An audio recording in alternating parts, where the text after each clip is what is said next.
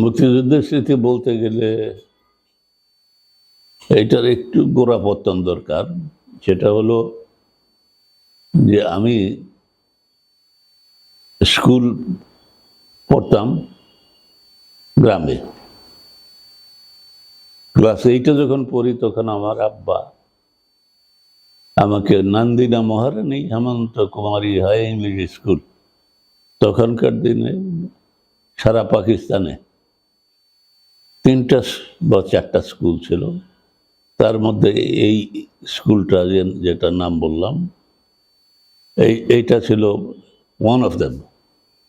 এবং যাই হোক, ওখানে কয়েক বছর লেখাপড়া করার পরে ম্যাট্রিক পাস করি নাই। ওখান থেকে আমি রোগাক্রান্ত হই এবং টাইফয়েড রোগে আক্রান্ত হই। যাই হোক, সেইটা ওইখান থেকে চলে আসি আমার গ্রামের স্কুলে। এখান থেকে ম্যাট্রিক পাস করে আমি চলে আসি ঢাকাতে। কত সালে? যখন ম্যাট্রিক পরীক্ষা দিলাম 60 সালের, 1960 এরকমই হবে। সব কথা তো মনে নেই, এখন তো অনেক বয়স বাড়ছে। তো সেইখানে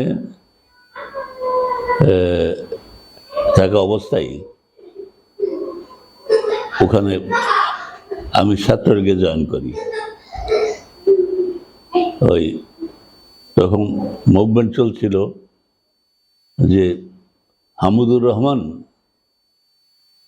শিক্ষা কমিশনের বিরুদ্ধে। তো সেটার সঙ্গে জড়িয়ে পড়ি এবং আলটিমেটলি এই তখন থেকেই আমরা জানতে পারি যে আমাদের সঙ্গে এবং পশ্চিমাদের, বিহারিদের, পাঞ্জাবিদের পার্থক্যটা। এবং ওখান থেকে তখন ওই আমার পিতার ইচ্ছানুযায়ী আমি চলে আসি মেডিকেল পড়ার জন্য। আমি প্রস্তুত ছিলাম না, আমি সয়েল সায়েন্সে ভর্তি হয়েছিলাম। কিন্তু বাবা বললো যে আমি তো ভাবছি যে তুমি ডাক্তারি মেডিকেল পড়বা। তো তখন আমি চিন্তা করলাম যে না, এইটাতে থাকা ঠিক হবে না, আমি পিতার আদেশ পালন করব।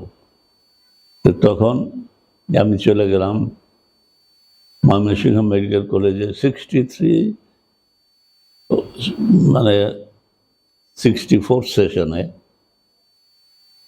তখন ওখানে গেলাম। তো তার যাওয়ার আগে আমি কায়দুল কলেজ, যেহেতু এটা বিহারিদের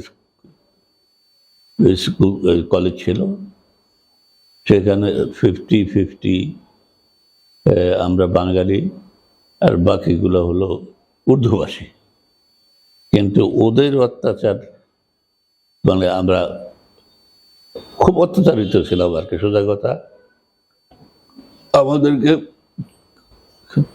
ওই যে কমন রুম ছিল সেখানে ঢুকতেই দিত না অনেক সময়। আর ঢুকতে পারলেও ওই ব্যাটগুলো আমাদেরকে দিত না। ওরা নিজেরাই ওই তাদের মধ্যে, খেলা শেষ হলে তাদের মধ্যে একজন দাঁড়ায় যেত, ওই তাদেরকে দিয়ে দিত। আচ্ছা, যাই হোক, এর মধ্যে ময়মনসিংহ চলে গেলাম, গিয়ে মেডিকেলে ভর্তি হলাম। এই সময়ের মধ্যে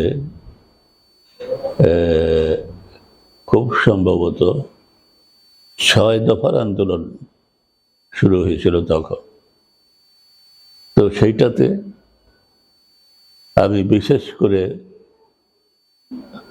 অন্যান্য ছাত্রদের সঙ্গে মিলে এই 6 দফার পক্ষে